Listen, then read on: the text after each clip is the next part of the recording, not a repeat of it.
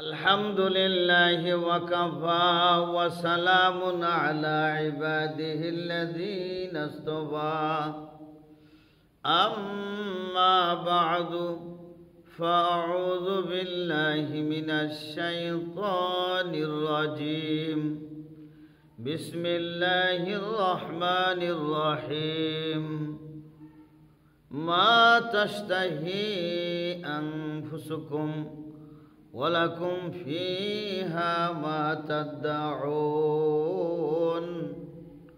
نزلا من غفور رحيم اللهم بارك لنا في رجب وشعبان وبلغنا رمضان صدق الله المولانا العظيم اللهم صل على محمد النبي الأمي وعلى آله وسلم تسليما الحمد لله আল্লাহ পাকের বহুত বড় মেহেরবানি যে আল্লাহ তাআলা আমাদেরকে আল্লাহর ঘরে আসার তৌফিক দান করেছেন। রজব মাস পবিত্র মাস, বরকতময় মাসে আল্লাহ আমাদেরকে ভরপুর বরকত দান করো, আমাদেরকে ভালো কাজ করার তৌফিক দান করো।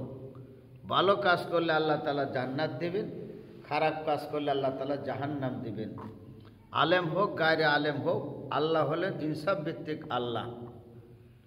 আল্লাহ কাকেও ছাড় দিবেন না।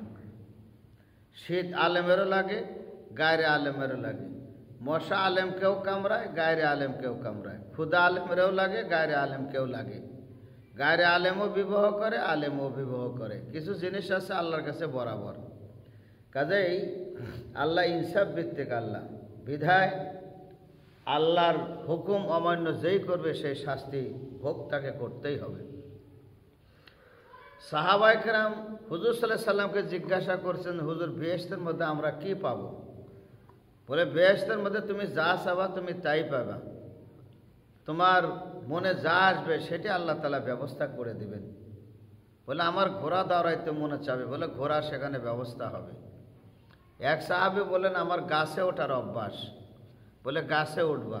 বলে, আমার বড়ই গাছে ওঠা অভ্যাস, বলে বড়ই গাছের মধ্যে কাঁটা আছে, উঠতে কষ্ট হবে, আর বেহেশতের মধ্যে কোনো কষ্ট নাই। শায়ের বলেন, বেহেশত আজাকে আজারে নবাসাদ, বেহেশত আজাকে আজারে নবাসাদ, কাসে রাবা কাসে কারে নবাসাদ। বেহেশত এমন একটি জায়গা যেখানে কোনো কষ্ট নাই, কারো কাছে যেতে হবে না। বেহেশত মানে কি? বে মানে উত্তম, হাস্ত মানে আট, আটটা আরামের জায়গাকে বেহেশত বলা হয়। দোজক মানে কি? দুখতান দুজদান জ্বালনা জ্বালানা। দোজক সে নিজেও জ্বলে, অপরকেও জ্বালায়। যেমন ডাকাত সে নিজেও জ্বলে, অপরকেও জ্বালায়। চোর সে নিজেও জ্বলে, অপরকেও জ্বালায়। ইমানদার নিজেও শান্তিতে থাকে, অপরকেও শান্তিতে রাখে। আল্লাহ তুমি আমাদেরকে জান্নাত ওয়ালাদের সাথে থাকার তৌফিক দান করো। নবী আলাইহিস সালাতু ওয়াস সালাম বলছেন, 10 জন সাহাবীকে আল্লাহ তাআলা দুনিয়ার মধ্যে বেহেশতের সুসংবাদ জানাইছেন। সমস্ত সাহাবীরা ফাকাহাত, সমস্ত সাহাবী রাসূলের দরবারে ছিলেন, সমস্ত সাহাবী জান্নাতি। কিন্তু 10 জন সাহাবীকে আল্লাহ তাআলা জমিনে তাদেরকে সুসংবাদ জানায় দিয়েছেন। কালা রাসূলুল্লাহ সাল্লাল্লাহু আলাইহি ওয়াসাল্লাম, আবু বকর ফিল জান্নাহ, ওমর ফিল জান্নাহ, ওসমান ফিল জান্নাহ, আলী ফিল জান্নাহ, তালহা ফিল জান্নাহ, জুবাইর ফিল জান্নাহ, আব্দুর রহমান ইবনে আউফ ফিল জান্নাহ, আবু উবাইদুল জাররাহ ফিল জান্নাহ রাদিয়াল্লাহু তাআলা আনহুম আজমাইন। আমরা এমন একজন নবীর উম্মত, এই নবীকে আল্লাহ না বানাইলে আল্লাহ কিছুই বানাইতেন না। বেহেশত উদ্দেশ্য আল্লাহ, দোজক উদ্দেশ্য আল্লাহ, আসমান উদ্দেশ্য নবী। বেহেশত উদ্দেশ্য হলো রসুল, জান্নাত উদ্দেশ্য হলো রসুল, আসমান উদ্দেশ্য হলো রসুল, জমিন উদ্দেশ্য হলো রসুল, সাগর মহাসাগর, উদ্দেশ্য হলো রসুল। দুনিয়াতে যত কিছু আছে সব নবীর জন্য, নবীকে কেন্দ্র করে আল্লাহ বানাইছেন। একটা বাক্য আছে, লাউলা কালামা খালাকতুল আফলাক, আমি যদি নবীকে না বানাইতাম কিছুই বানাইতেন না। অর্থটা সুন্দর, শব্দগুলা বানানো মৌজু। এই জন্য ভালো কাজ করলে ভালো হবে, খারাপ কাজ করলে খারাপ হবে, মানুষকে বুঝতে হবে। এটা হলো আলমে দুনিয়া, আরেকটা হলো আলমে বরজক, আরেকটা হলো আলমে আখেরাত। জীবনের থেকে মরণ পর্যন্ত, কবর পর্যন্ত জগৎ সময়কে বলা হয় আলমে দুনিয়া। কবরের জীবনটা হলো আলমে বরজাক, আর হিসাব নিকাশের পরে জান্নাতের যে সময়টা হলো আলমে আখেরাত। এই তিনটা যুগ। মানুষও তিন ভাগে বিভক্ত, একটা হলো গোল্ডেন এজ, একটা হলো আয়রন এজ, একটা হলো ওল্ডেন এজ। স্বর্ণজীবন, স্বর্ণযুগ, স্বর্ণজীবন। শিশু বাচ্চাকে সকলেই ভালোবাসে। যুবক জীবন হলো লৌহ জীবন। সে যদি রাস্তায় কাঁদে, মানুষ তার কাছে যায় না, মানুষ ভাবে নিশ্চয়ই সে কোনো অন্যায় অপরাধ করেছে। শিশু কানলে দৌড়ায় যায়। আর একটা হলো ওল্ডেন এজ, বার্ধক্য জীবন। বুড়া মানুষ যদি রাস্তায় চলে, মানুষ আগায় দেয়, রিক্সায় উঠায় দেয়, ভাড়া দেয়, খাবার দেয়। মানুষ তিন ভাগে বিভক্ত। মানুষের ইমানও তিন ভাগে বিভক্ত। ফেরেশতাদের ঈমান, মানুষের ঈমান, নবীদের ঈমান। মানুষ জনসাধারণ ঈমান কমে বাড়ে, ফেরেশতাদের ঈমান কমেও না বাড়েও না। আর নবীদের ঈমান শুধু বাড়ে, কমে না। কাজে ঈমান যার থাকবে সে জান্নাতি হবে। একটা ভুল কাজ করলেও তাকে শাস্তি ভোগ করতে হবে। কিতাবের মধ্যে পাওয়া যায় হাকিমুল উম্মত মুজাদ্দিদে মিল্লাত আশরাফ আলী থানভী রহমাতুল্লাহ আলাইহি ওয়াকিয়া পসন্দিদা নামক ঘটনার কিতাবের মধ্যে লেখেন, মদিনার একজন বড় আলেম, সে তার বিবির সাথে কথা বলে যে হিন্দু খ্রিস্টান বৌদ্ধদের ওইটাই তো ভালো, তাদের শরীর নাপাক হয় না, শীতকালে গোসল করা লাগে না, আমার কাছে ওইটাই ভালো, গোসল করাটা আমার পছন্দ নয়। ওই লোকের মৃত্যু হয়ে গেল, মদিনায় তাকে কবর দেওয়া হলো। ওই বংশের একজন মানুষ মারা গেছে, ওই কবরেই দিবে। কবরটা খনন করে দেখে সেখানে কোনো লাশ নাই, আছে শুধু একজন নতুন লাশ দেখা যায়। মুখটা খুলে দেখে একটা মহিলার লাশ, ওই আলেমের কোনো লাশ নাই। এক বেচারা চাকরি করত ফ্রান্সে, ওই লোকগুলো খ্রিস্টান। ওই বেচারা রাত্রে ওইটা তাহাজ্জুদ করে কান্নাকাটি করে। আর একজন যুবতী মহিলা দেখে, তাকে জিজ্ঞাসা করে, ভাইজান আপনি রাত্রে ওযু করেন, গোসল করেন, কান্দেন, হাত উঠান, কি বলেন, কার কাছে বলেন? কয় যে আমার সৃষ্টিকর্তা আছে, তোমারও সৃষ্টিকর্তা আছে, আসমানের সৃষ্টিকর্তা, জমিনের সৃষ্টিকর্তা, তোমার খানদানের সৃষ্টিকর্তা, একজন মালিক আছে। ওই মালিকের সাথে আমি ভাব জোগাই, ওই মালিকের কাছে আমি থাকি, মালিকের খাবার খাই, মালিকে আমাকে শ্বাস প্রশ্বাসের ব্যবস্থা করে দেয়। আমার হায়াতের মালিক, চোখের মালিক, আপাদমস্তক পুরো বডি টাকচারের মালিক হলেন আল্লাহ। এই জন্য ওনার কাছে মাপ চাই। মহিলা বলে, আমাকে মুসলমান বানাও। কয় না, তোমাকে মুসলমান বানালে আমার উপায় হবে না, থাকবে না। সে নিজে নিজে ইসলাম কবুল করে। ওই আলেমটা যা করে, ওই মানুষটা যা করে সে তাই করে। করতে করতে মেয়েটা অসুস্থ হয়ে পড়লো, মারা গেল।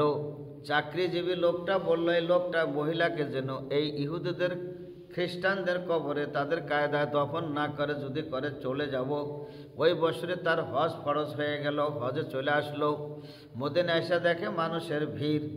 ওই বেচারাও সেখানে ঢুকলো, ঢুকে দেখে ওই মহিলার লাশ। মানুষ জিজ্ঞাসা করলো, ব্যাপারটা কি, আলেমের লাশটা কই গেল? পরে ওই লোকটা যখন ওখানে আসে, বলে, এই মহিলাকে আমি চিনি, এই মহিলার বাড়ি হলো ফ্রান্সে, ওর বাবা হলো খ্রিস্টান। কয় তুমি কেমনে জানলা? কয় যে আমি তার চাকরি করি, তার বাবার চাকরি করি। বলে, এই আলেমের লাশটা মদিনার কবরে থাকলো না, কারণটা কি? তার বিবিকে জিজ্ঞাসা করা হলো। তার বিবি বলল, আমার স্বামীর মতো কোনো স্বামী কোনো মহিলা পাইছে কিনা আমার জানা নাই। ওই মহিলাকে বলে বারবার, তো কিন্তু সেই মহিলা বলে যে না, আমার স্বামী বড় নেককার, বড় আল্লাহওয়ালা বুজুর্গ। বলে তোমার স্বামীর লাশ তো মদিনা জান্নাতুল বকিউল কারকাত এই কবরে নাই। বলো কি হয়েছে? অবশেষে পড়ে শেষে ইতিহাস লম্বা। কয় যে আমার স্বামী সব আমল করতো, একটা আমলকে পছন্দ করতো না। কয় যে ইহুদি খ্রিস্টান তারা সহবাস করে, বিবির কাছে থাকে, তাদের শরীর নাপাক হয় না। আমার কাছে এটা পছন্দ নেই, এইটাই তো ভালো। এই জন্য আল্লাহ রব্বুল আলামিন নারাজ হয়ে গেছেন। আল্লাহ নারাজ হয়ে আল্লাহর কুদরতি বাম পাও দেয়া লাথি দিয়া ফ্রান্সের ইহুদির কবরে নিয়ে গেছে।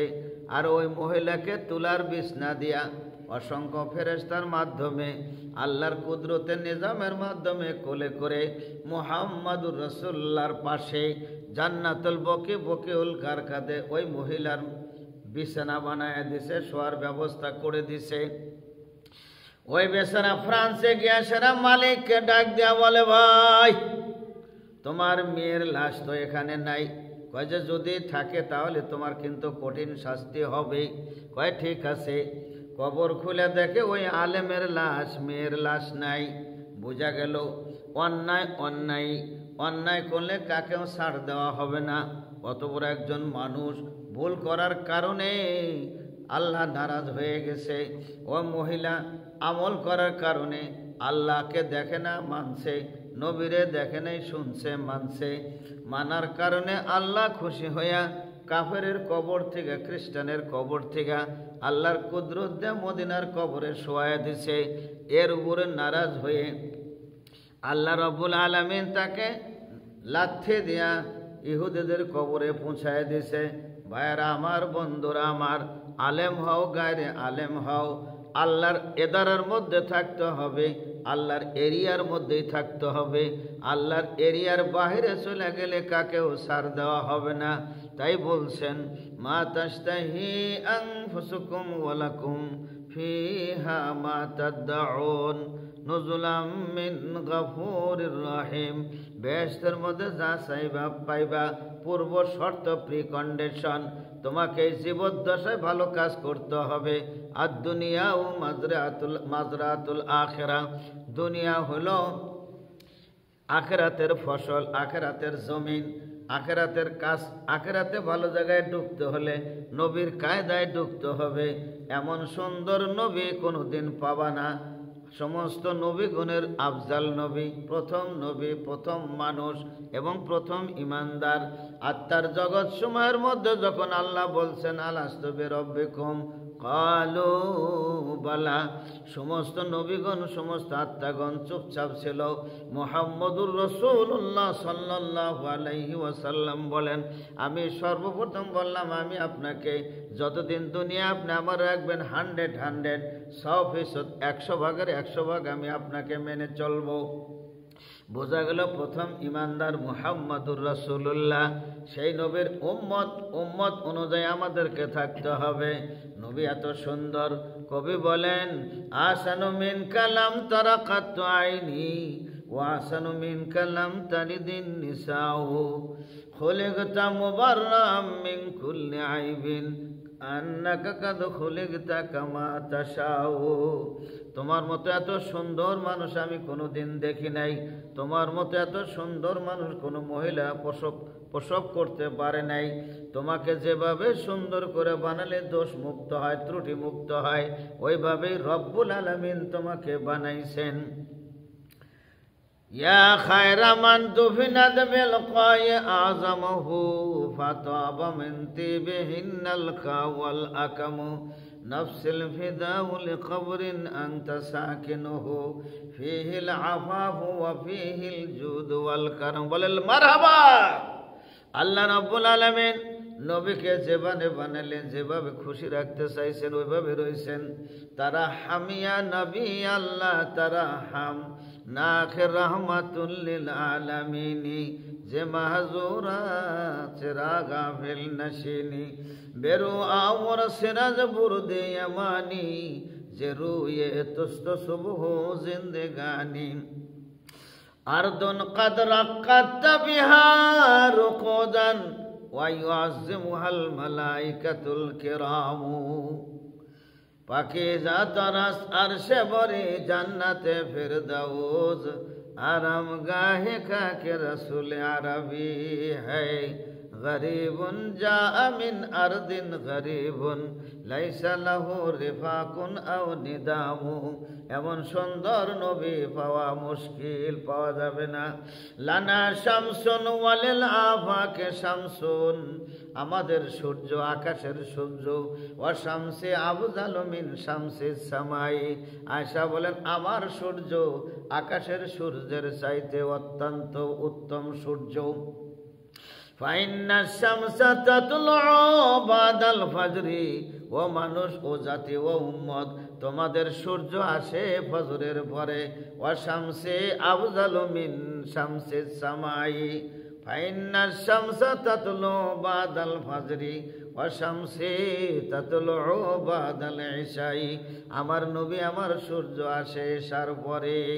এত সুন্দর নবী, যে নবীর উম্মত হয়ে নবীর কাজ করতে পারলাম না, যদি না পারি আমাকে শাস্তি ভোগ করতে হবে। অনেক সাহাবায়ে কেরাম আমল করেছেন, যেমন একজন সাহাবী আছে জাবের ইবনে আব্দুল্লাহ, আরেকজন আছে হুযায়ফা রাদিয়াল্লাহু তাআলা আনহু।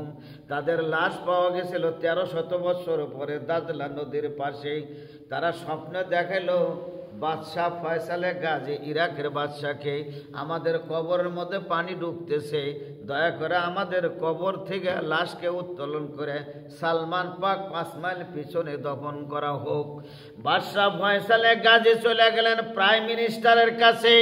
প্রাইম মিনিস্টারকে বললেন, কয় যে আমি তো ফতোয়া জানি না, কবর থেকে লাশ তোলা যাবে কি না। মুফতি সাহেবের কাছে গেলেন, মুফতি সাহেব বললেন লাশ উত্তোলন করা যাবে। যখন লাশ তুলবেন জনগণ বললেন আপনারা বিজ্ঞপ্তি দিবেন, মাইকিং করবেন, জানায় দিবেন, আমরা দেখব। যখন মানুষকে জানায় দেওয়া হলো, ওই লাশের কবরকে যখন খনন করা হলো, খোদা হলো, সাহাবায়ে কেরাম যে তাকায় রয়েছে, তখন ক্যামেরা আবিষ্কার হয়ে গেছে, ক্যামেরাম্যানরা ক্যামেরা নিয়ে গেছে, তাদের চোখের আলোর কাছে ক্যামেরার আলো দুর্বল হার মানে। এই হালত দেখে তারা বুঝছে এরা মুহাম্মদুর রাসূলুল্লাহর সাহাবী, এরা বিবি ছেড়ে দিয়ে চলে আসছে, বাচ্চা ছেড়ে দিয়ে চলে আসছে, ব্যবসা ছেড়ে দিয়ে চলে আসছে, সব কিছুকে বিসর্জন দিয়ে আল্লাহর রাস্তায় আসছে, এরা সাহাবী। আমরা লক্ষ লক্ষ মানুষ কালেমা পড়ে মুসলমান হয়ে গেলাম। কাজে ওই নবীর উম্মত, নবীর অনুসরণ যারা করবে, আল্লাহ রব্বুল আলামিন তাকে আরামে রাখবে। মান তামাসসাকা সুন্নতি ইনদা ফাসাদে উম্মতি ফালাহু আজরু মিয়াতে শাহীদিন, আমার নবীর একটা সুন্নতকে যে আমল করবে, আঁকড়ায় ধরবে, তাকে 100 গলা কাটা শহীদের স্বর্ণের মালা পরায়া দেওয়া হবে। এই জন্য নবীর সুন্নত ছাড়া চাই না। হুজুর সাল্লাল্লাহু আলাইহি সাল্লামের সুন্নত নূহ আলাইহিস সালামের নৌকার মতো। নূহ আলাইহিস সালাম নৌকায় যারা আরোহণ করেছে বেঁচে গেছে, যারা আরোহণ করে নাই তারা ডুবে গেছে, তারা কষ্টের মধ্যে আছে। এই জন্য নবীর সুন্নতকে আঁকড়ায় ধরা চাই। শরীরে চামড়া না থাকলে গোশত যেমন নষ্ট হয়ে যাবে, সুন্নত না থাকলে ফরজ, ওয়াজিব, সুন্নতে মুআক্কাদা ইত্যাদি সব নষ্ট হয়ে যাবে। কাজে আমরা প্রতিটি সুন্নতের আমল করবো। আল্লাহ তুমি আমাদেরকে বরকত দাও। এটা রজব মাস, বরকতের মাস, এই বরকত দিয়ে তুমি আমাদেরকে ধন্য করো। সকলেই বলেন আমিন। আল্লাহ সকলকে কবুল করো, মঞ্জুর করো। আমাকে সর্বত আমল করার তৌফিক দাও, সকলকেও দাও। ওয়া আখিরু দাওয়ানা আলহামদুলিল্লাহি রাব্বিল আলামিন।